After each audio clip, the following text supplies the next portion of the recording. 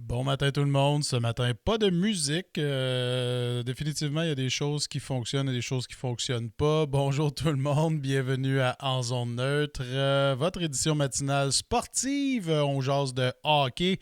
On jase de hockey à matin, c'est sûr. Juste remercier l'Auberge et Club de golf Héritage, encore une fois, pour la présentation du podcast de ce matin. Réservez vos temps de départ, 819-522-6622. Construction Myrique aussi à Saint-André-Avelin, 819-712-4344. Besoin en construction. Appelez la gang de Eric et Mélanie. Et mon chum Pierre Racette, là, qui m'a demandé hier à quelle heure que les podcasts étaient mis sur Internet. Il dit que je commence tard. Fait que Pierre, un matin, j'essaie de faire plus rapidement juste pour toi. Fait que salutations, mon ami. Bien content que tu sois à l'écoute. Encore une fois, ce matin, on a beaucoup de choses à parler. On revient en simili studio. On prend une bonne gorgée de café, tout le monde, hein? On a besoin de ça ce matin parce que ça n'a pas été facile hier pour les fans des Canadiens de Montréal. Hein? Défaite encore une fois, 4-0 contre les Maple Leafs de Toronto. Les Maple Leafs qui s'en vont plutôt facilement en ce moment rejoindre les Jets de Winnipeg en finale de la division canadienne. À suivre, prochain match, bien entendu, jeudi soir, donc demain soir. Hier, je pense que écoutez, si vous avez regardé le match au complet, si vous êtes un fan du Canadien et que vous avez regardé le match au complet, vous êtes des die-hard fans parce que c'était soporifique. Le Canadien ne touchait pas à rondelle. Le Canadien n'était pas là du tout. Vraiment, là, les Maple Leafs ont contrôlé ce match-là du début à la fin. Le Canadien ne pouvait rien faire. Ça en était quasiment un peu plate à regarder tellement les tirs du Canadien venaient tellement de la périphérie de la zone. Pas de grosses chances de marquer.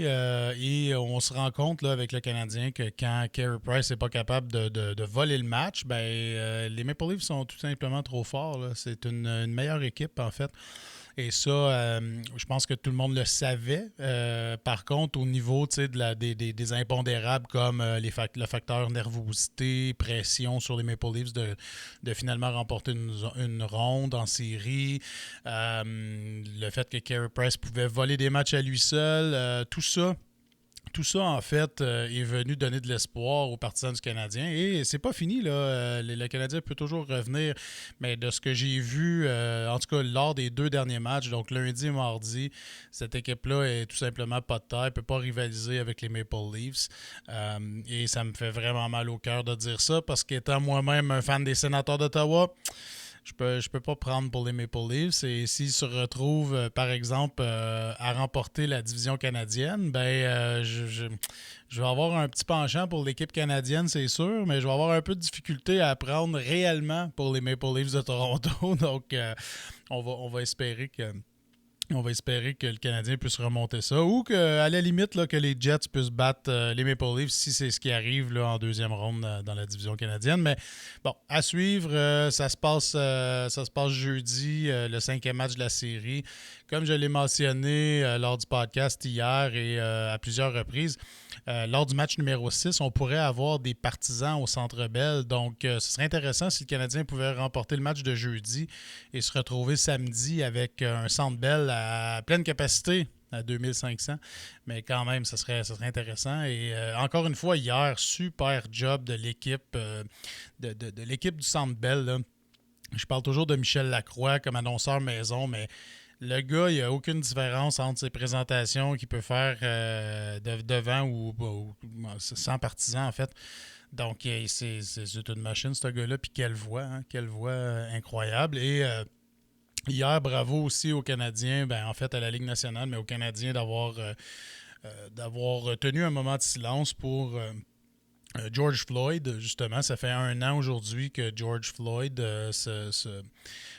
cet Américain qui a été tué par un policier, un Américain noir, là, George Floyd, qui a été qui a été sauvagement tué par un policier américain. Donc, c'était bien là, une belle cérémonie. Et Wayne Simmons des Maple Leafs de Toronto qui était sur la ligne bleue justement à ce moment-là. Puis la caméra qui l'a capté, on le voyait très émotif là, de cette présentation-là. Donc, bravo. Et j'en profite là, à très petite échelle. Là. Je sais qu'il n'y a pas des centaines de milliers de personnes qui m'écoutent, mais j'en profite pour dire que le racisme, c'est non. Et un de mes films préférés de tous les temps, là, de toute l'histoire là, du cinéma, c'est En souvenir des Titans, Remember the Titans, un film de Disney, mais qui relate un fait vécu, en fait, le coach de football, Herman Boone, qui s'amène à Alexandria, dans la Virginie, au moment de la ségrégation, là, en 1971, tout ça, et qui construit une équipe de football collégiale avec des Blancs et des Noirs, et gagne le championnat comme ça, mais c'est plus que ça. Là. C'est vraiment l'acceptation de tout le monde et tout ça qui transcende dans le film. Et c'est une histoire vraie, c'est un fait vécu, c'est des personnages historiques, donc ils existent, ces personnages-là existent aux États-Unis. D'ailleurs, quand le tournage du film s'est fait, Herman Boone lui-même donnait justement des conseils ou parlait avec Denzel Washington qui campe son rôle. Mais un des meilleurs films, si vous n'avez jamais vu ce film-là, allez, Disney+, là, c'est disponible, puis bon, un peu partout, j'imagine, là. Mais écoutez ce film-là, allez regarder ce film-là, ça vaut la peine. C'est un film incroyable avec des répliques classiques, dont une où est-ce que, bon, il y a un des joueurs défensifs vedettes de l'équipe qui ramasse un autre joueur par terre, puis qui lui dit trouve-toi une position confortable sur le sol parce que tu vas en avoir besoin. Là. C'est pas la première fois que tu vas te retrouver. C'est pas la dernière fois que tu vas te retrouver au sol. Fait que arrange-toi pour te placer comme il faut parce que ça se peut que tu y retournes. Puis en tout cas, donc c'est vraiment un super bon film que là, je m'égare un peu. Là, je suis parti du hockey puis on est rendu dans les films de football. Mais tout ça pour dire que c'est un excellent film et le message qui passe dans ce film-là, c'est toujours d'actualité. C'est toujours aussi d'actualité aujourd'hui que ça l'était quand le film est sorti ou même dans les années... On parle des années 70-80, là, donc on a du chemin à faire encore de ce côté-là. Donc, voilà, le Canadien, là, le Canadien est en retard 3-1 dans cette série-là. On va voir s'il peut revenir, mais bon... le Canadien est lent à comparer les Maple Leafs. Le Canadien ne contrôle pas la rondelle. Le Canadien, ce que j'ai remarqué le plus flagrant, là, c'est la différence en contrôle de rondelle. Donc, tout ce qui est stick handling, là, pour prendre l'expression anglaise, là, tout ce qui est contrôle de la rondelle, conserver le disque, le temps de possession, j'ai pas regardé les statistiques, mais les Maple Leafs doivent avoir doublé le temps de possession du Canadien, c'est sûr. Tout ce qui se passe dans la zone adverse, donc en offensive, les Maple Leafs font mieux que le Canadien.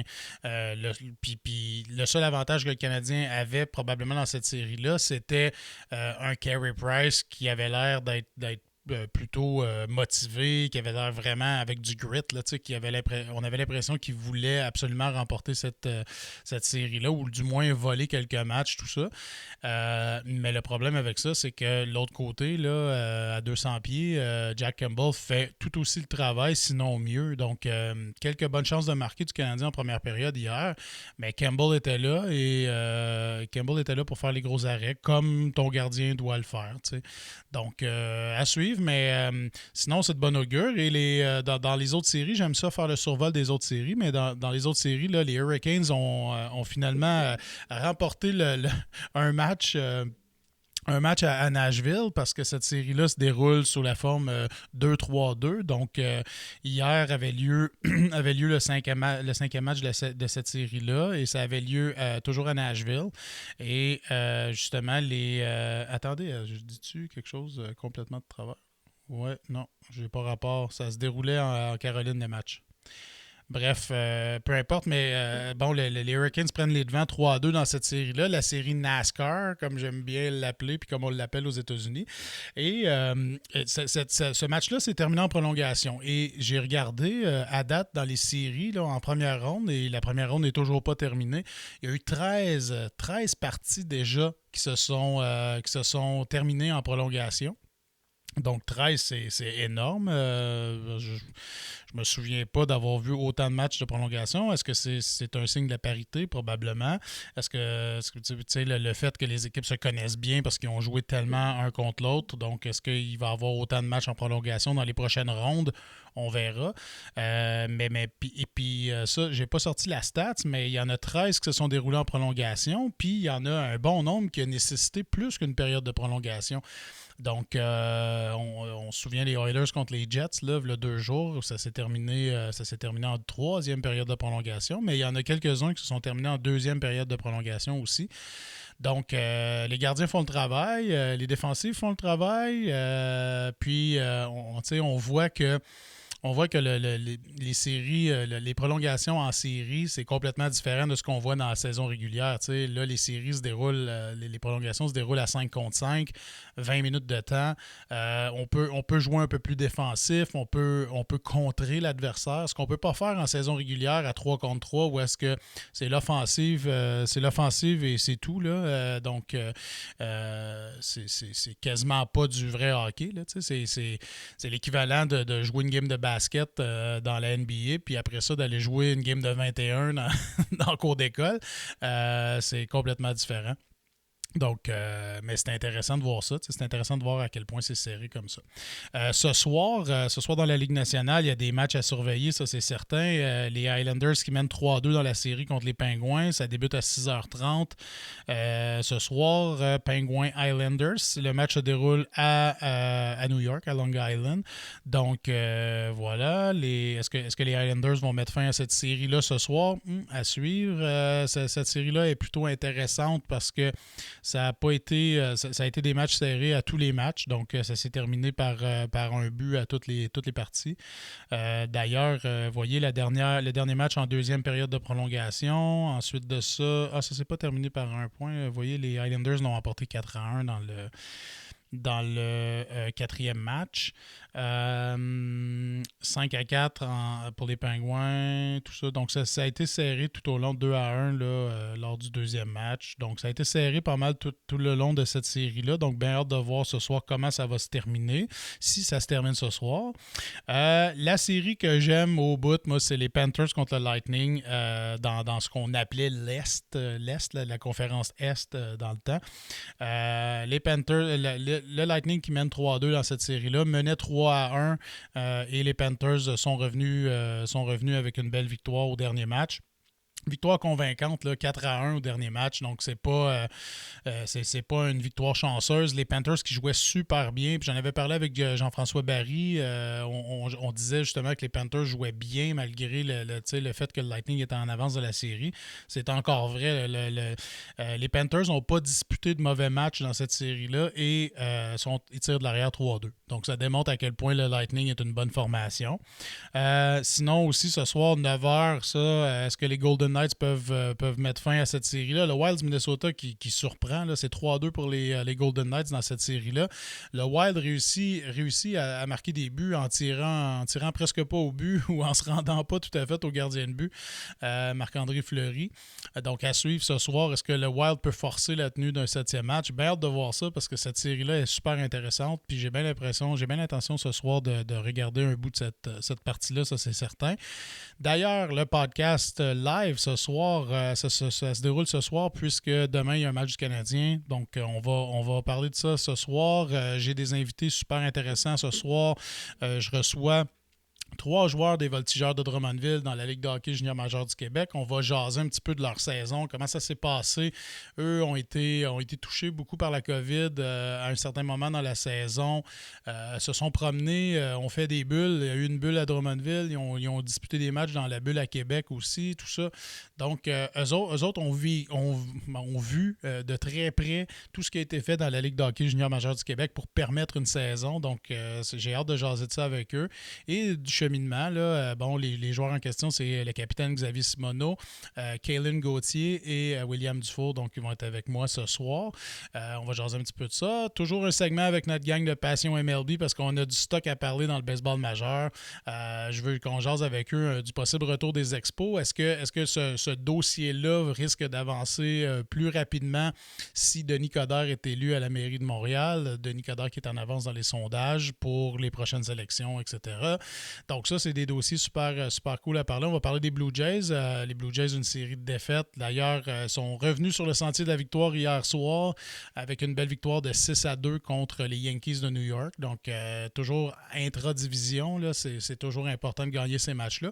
Surtout que les Blue Jays venaient d'en aligner 5 défaites de suite à l'intérieur de leur division aussi contre les Rays de Tampa Bay et les Red Sox de Boston. Donc là, justement, reprennent le sentier de la victoire. On va jaser de tout ça avec eux autres. On va jaser de plein d'autres affaires de baseball. Donc j'ai bien hâte de leur jaser encore une fois. Et on va faire un retour un petit peu sur tout ce qui s'est passé dans la Ligue nationale de hockey aussi. L'autre chose que je voulais vous parler ce matin, donc 13e match, oui. D'ailleurs, en parlant des Blue Jays, j'ai regardé, je suis allé voir leur calendrier parce que là, à partir du 1er juin, donc à partir de la semaine prochaine, les Blue Jays déménagent à Buffalo. Les Blue Jays disputaient leurs matchs locaux à Dunedin en Floride, qui est leur stade là, de camp d'entraînement, et ont disputé tous les matchs locaux là depuis le début de la saison. Là, ils déménagent à Buffalo, où est-ce que leur club 3A évolue, donc les Bisons de Buffalo. Et ils avaient joué là l'année dernière, donc le stade avait déjà été revampé, tout mis à la qualité de la Ligue majeure. Et bon, le stade est conforme là-bas. Et je suis allé voir dans parce que sur le site de la MLB ou des Blue Jays, les billets sont en vente pour toute la saison, pour tous les matchs locaux. Et je suis allé voir si les matchs locaux étaient cédulés à Buffalo pour le reste de la saison. Et surprise, je ne sais pas si ça avait sorti quelque part, mais à partir du 16 juillet, on peut acheter des billets pour les matchs locaux des Blue Jays. Et c'est au Rogers Center. Donc, c'est cédulé pour le Rogers Center à Toronto. Est-ce que ça va se passer? Ça prend une réouverture des frontières ou une entente, si on veut, avec le gouvernement du Canada pour permettre aux équipes américaines de revenir et vice-versa. Là, les Blue Jays de voyager de l'autre côté de la frontière aussi. Donc, à suivre.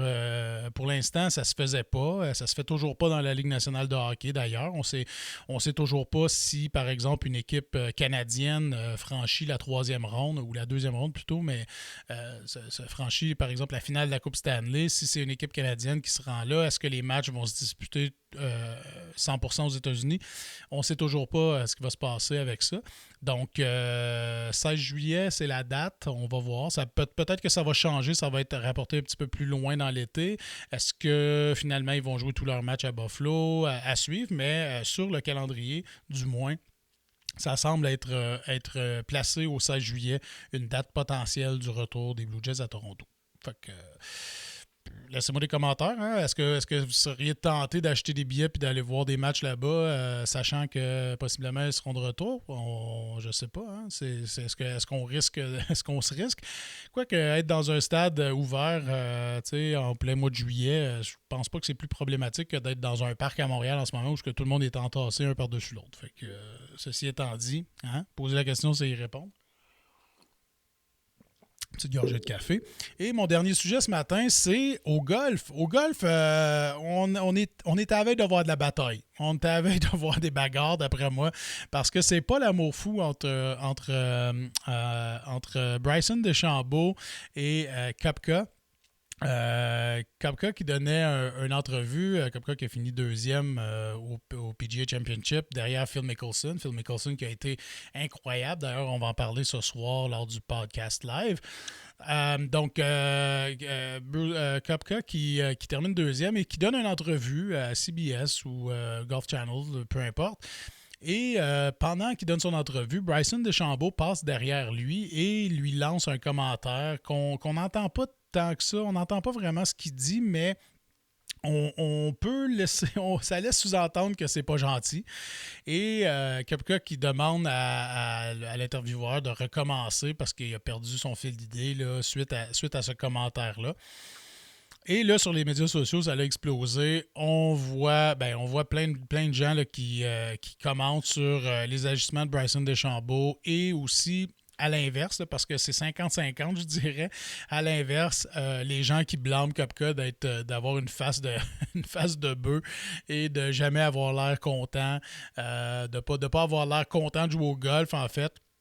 Et Koepka qui revient d'une blessure au genou. Là. Donc, techniquement, c'est probablement plus le fait d'être blessé qui l'emmerde.